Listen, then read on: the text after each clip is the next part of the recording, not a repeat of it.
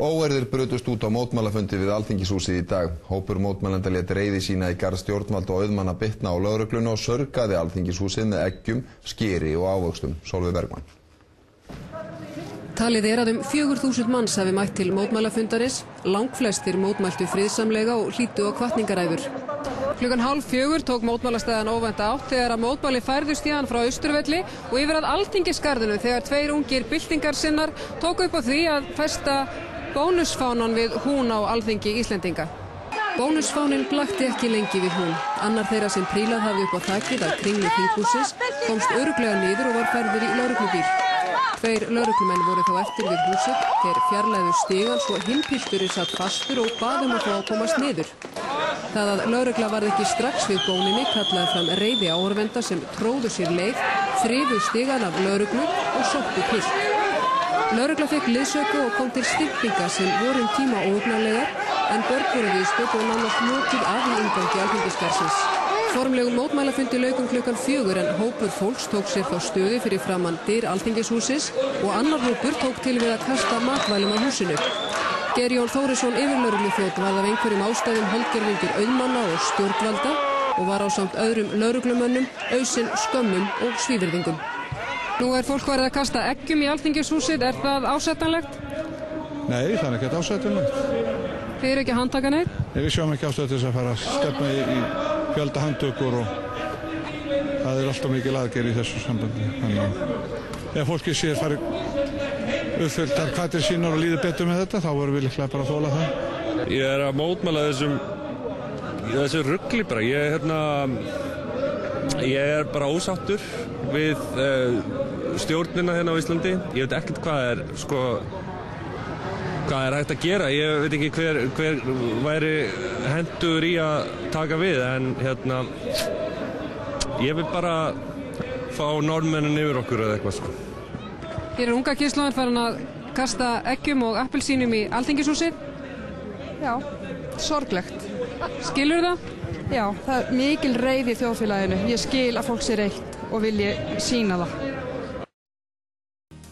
Fólk grýtti eggjum á tómútum í Alþingishúsið í dag þar sem á 4.000 mótmælendur voru samankomnir. Þeir vildu ríkisstjórnina frá, til riskinga kom við lögreglu og einn var handtekinn. Mótmælendur grýttu eggjum á tómútum í Alþingishúsið í dag þegar fjölmennasti mótmælafundurinn til þessa var haldinn á Austurvelli. Einkennisfáni Bónus var dreginn að húni á Alþingishúsinu og til riskinga kom milli lögreglu og mótmælenda í garðinum bak við Alþingi. Þessi fundur hófst hér með friðsamlegum hætti á Austurvelli rétt eins og mótmælaaðgerðir hafa gert síðustu helgarnar en leystist síðan fljótlega upp í mótmælaaðgerðir hér við Alþingishúsið. Og eins og þið sjáið þá það orðið þakið eggjum og tómutum sem hefur verið hent í húsið á undanförnum mínútum. Mótmælafundurinn hófst með nokkuð hefðbundnum hætti á Austurvelli klukkan 3 í dag, en þarna voru hins vegar mun fleiri en áður eða á 4.000 manns. Það má segja að tónninn fyrir það sem á eftir kom hafi verið sleginn með táknrænni aðgerð hóps mótorhjólamanna sem létu duglega heyra í sér á gangstéttinni fyrir framan Alþingishúsið.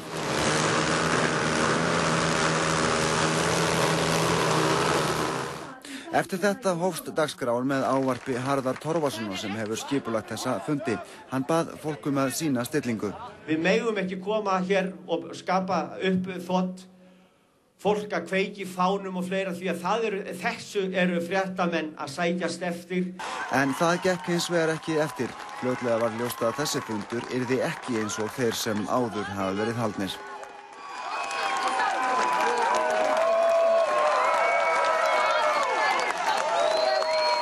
Og þegar lögreglumenn komu í bakgarð Alþingishússins þar sem maðurinn hafi farið upp á þakið, kom þar til riskinga þegar ná átti manninum niður. Fjöldi mótmælenda hafði þá safnast þar saman og á götunni fyrir utan og gerði hrópað lögreglu. Fánaberinn var síðan handtekinn.